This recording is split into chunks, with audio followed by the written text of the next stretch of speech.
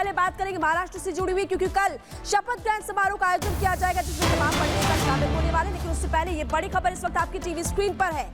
आपको जानकारी दें कि शिंदे की तरफ से बयान दिया गया, वो आपको सुनाएंगे। राज्यपाल को समर्थन पत्र सौंपने के बाद एकनाथ शिंदे ने कहा, हमारे 2.5 साल के काम पर बहुमत मिला है। हमारे 2.5 साल पहले फडणवीस ने हमें समर्थन दिया था, ये भी उन्होंने कहा। और साथ ही कहा कि डिप्टी सीएम बनूंगा तो कल शाम तक। अरे भैया, अभी तो कहा, देवेंद्र जी ने भी कहा, मैं भी कह रहा हूँ, रुको थोड़ा, अभी शाम तक रुको। अभी कल शपथ शाम है ना, तक उनका समझ में आएगा। मैं तो लेने वाला हूँ। मैं रुकने वाला हूँ। दादा को नहीं, अरे भाई, दादा को अनुभव है, दोपहर शाम को भी लेने का और सुबह भी लेने का।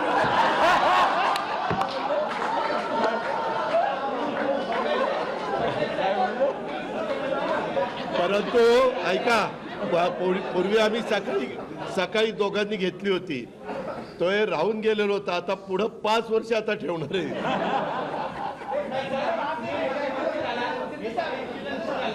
काय अरे सगळे कन्फ्युजन दूर होतील, थोडी कळ काढा, काही कन्फ्युजन ठेवणार नाही, सगळं क्लिअर।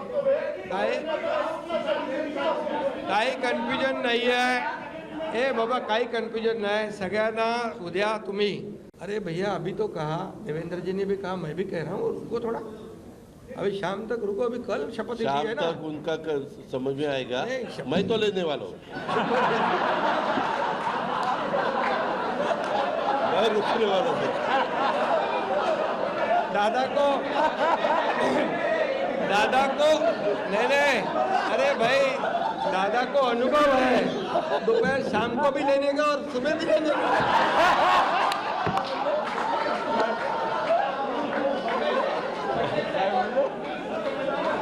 परंतु ऐका, पूर्वी आम्ही सकाळी दोघांनी घेतली होती, तो हे राहून गेलेलो होता। आता पुढे 5 वर्ष आता ठेवणार आहे।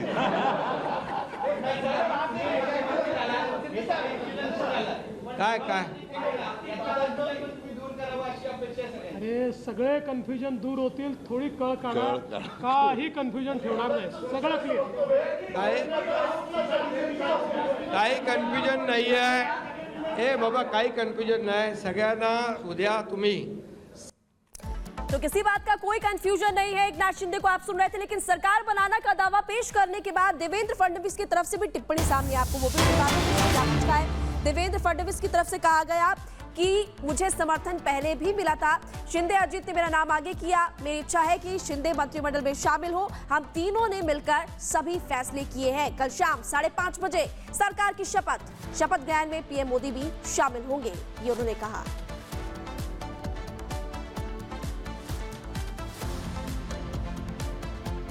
सरकार का शपथ विधि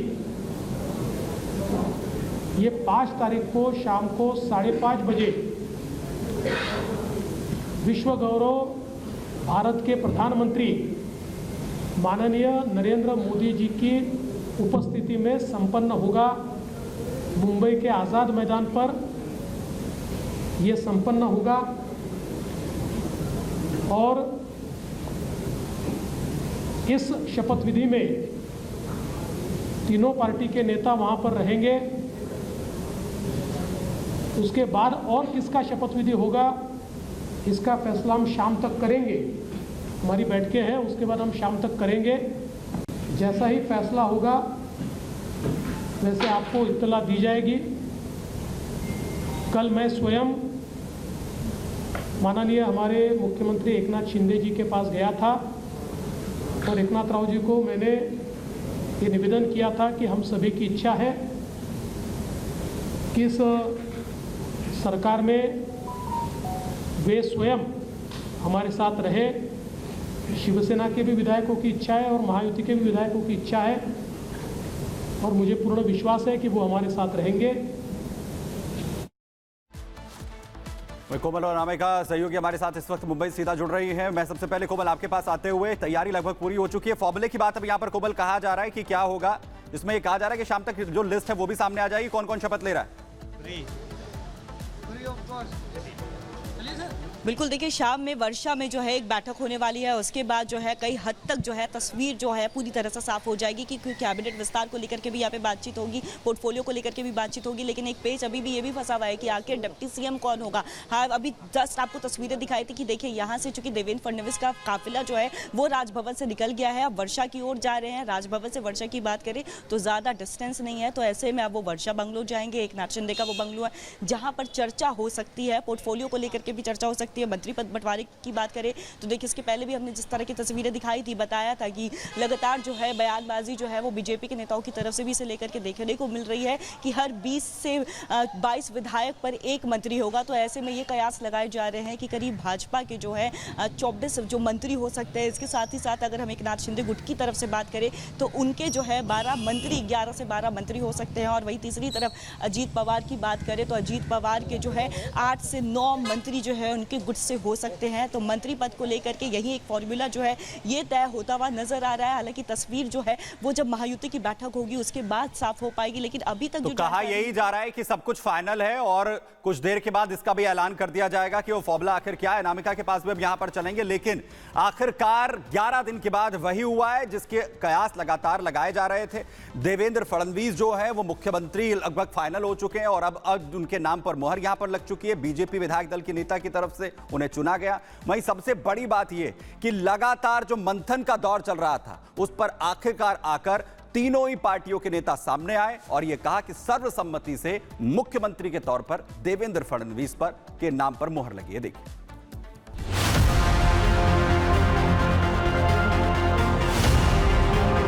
मैं समंदर हूं, लौट कर वापिस आऊं। श्री देवेंद्र सरिताताई गंगाधरराव फडणवीस, माननीय देवेंद्रजी, आदरणीय देवेंद्रजी फडणवीस यांचा प्रस्ताव मांडलेला आहे। देवेंद्र फडणवीस साहेब यांचा जो प्रस्ताव मांडलाय त्याला मी अनुमोदन देतो।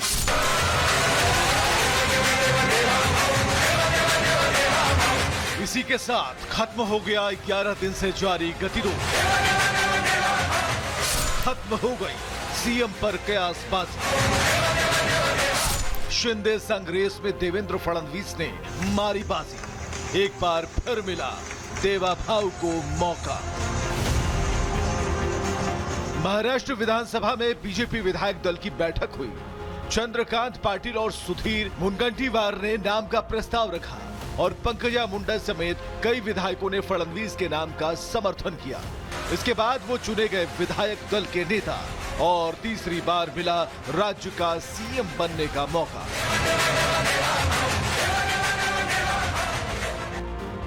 सर्वानुमते यानी कि सर्वसम्मति से देवेंद्र फडणवीस जी को पार्टी के नेता के रूप में घोषणा करता हूं और नेता घोषित करता हूं। नवनिर्वाचित विधिमंडल के नेता के नाम में देवेंद्र फडणवीस जी का मेरा बधाई और विधायक दल का नेता चुने जाने के साथ साथ तीसरी बार सरकार बनाने का मौका मिलने पर फडणवीस ने सभी का आभार जताया। आपल्या सर्वांचे मी आभार मानतो की आपण एकमताने या ठिकाणी विधिमंडळ गटाचा नेता म्हणून माझी निवड केली की यावेळची निवडणूक एक अतिशय ऐतिहासिक अशा प्रकारची निवडणूक राहिली आहे। मोदीजींच्या नेतृत्वामध्ये देशामध्ये विजयाची मालिका आणि महाराष्ट्राने जे मॅन्डेट या ठिकाणी आपल्याला दिलेला आहे यांचे देखील मी अतिशय मनापासून आभार मानतो। साफ हो गया कि फडणवीस का राज तिलक होगा। तीसरी बार राज्य की कमान मिलने के बाद फडणवीस का 5 साल पहले का बयान एक बार फिर से सोशल मीडिया पर ट्रेंड में है। लौट कर वापिस आऊंगा। मेरा पानी उतरता देख मेरे किनारे पर घर मत बसा लेना। मेरा पानी उतरता देख मेरे किनारे पर घर मत बसा लेना। मैं समंदर हूं, लौट कर वापिस आऊंगा। साल 2019 में देवेंद्र फडणवीस ने ये लाइन कही थी। अब जब देवेंद्र फडणवीस सीएम के लिए चुन लिए गए हैं तब 5 साल पुरानी वही लाइन बिल्कुल सही साबित हो रही है। देवेंद्र फडणवीस महाराष्ट्र की सियासत में पूरे रुतबे और दबदबे के साथ लौट आए हैं। कुछ अटकलों के चलते भले फडणवीस थोड़े बेचैन हुए, लेकिन अपने इरादों पर अडिग रहे। उन्होंने सीएम पद की रेस में सरेंडर नहीं किया और आखिरकार सीएम रेस वाली बाजी अपने नाम कर ली।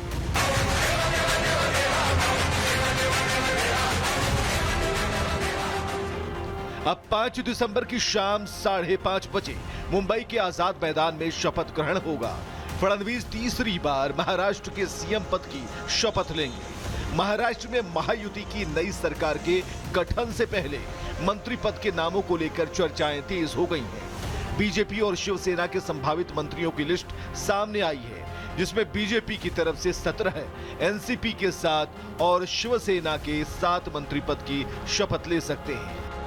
शपथ समारोह को ऐतिहासिक बनाने के लिए महायुति के नेता एक साथ तैयारियों में लगे हैं। शपथ ग्रहण समारोह में प्रधानमंत्री नरेंद्र मोदी, गृह मंत्री अमित शाह, पार्टी अध्यक्ष जेपी नड्डा समेत केंद्र सरकार के कई मंत्री, बीजेपी शासित राज्यों के मुख्यमंत्री, डिप्टी सीएम समेत कुल 70 वीवीआईपी शामिल होंगे। इसके अलावा 400 से ज्यादा साधु संतों को न्योता भेजा गया है। शपथ ग्रहण समारोह में पूरे महाराष्ट्र से 40,000 लोगों को बुलाया गया है। आजाद मैदान में शपथ ग्रहण की भव्य तैयारी की जा रही है, जब फडणवीस अपने मंत्रिमंडल के साथ शपथ लेंगे। Bureau report, Republic Bharat.